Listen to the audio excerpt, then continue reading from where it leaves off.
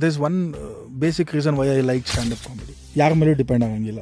It's just you and the mic. That's it. ಆಡಂಗಿದ್ರೆ ಯಾವತ್ತಿದ್ರು ಕಬಡ್ಡಿ ಆಡು, ಮಾಡಂಗಿದ್ರೆ ಯಾವತ್ತಿದ್ರು ಇಂಜಿನಿಯರಿಂಗ್ ಮಾಡು.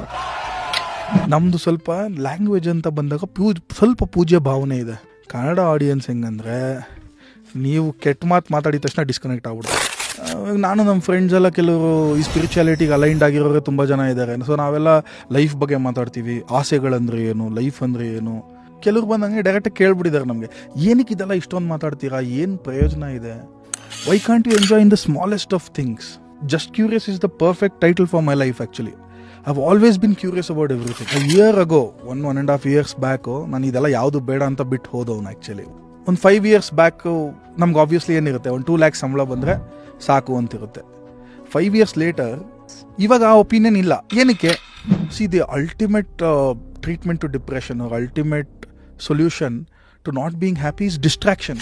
ಸೇಮ್ ಗೈ ಅವನು ತಮಿಳ್ ಸ್ಟ್ಯಾಂಡಪ್ ಕಾಮಿಡಿಗೆ ಅಥವಾ ಹಿಂದಿ ಸ್ಟ್ಯಾಂಡಪ್ ಕಾಮಿಡಿಗೆ 1000 rupees ಕೊಟ್ಟಿರ್ತಾನೆ ಒಂದು ಟಿಕೆಟ್ಗೆ. ಕನ್ನಡಗಂತ ಬಂದಾಗ ಸರ್ 350 rupees ಹೆಂಗೆ ಸರ್ ಕೊಡೋದು, ತುಂಬ ಜಾಸ್ತಿ ಆಯಿತು ಸರ್. ಅವಾಗ when you blame others you have a long way to go ಲೈಫಲ್ಲಿ. And when you blame yourself you are half way there. And when you blame nobody you arrived ಅಂತ. Full ವಿಡಿಯೋನ ನೋಡಿ on rapid Rashmi's YouTube channel.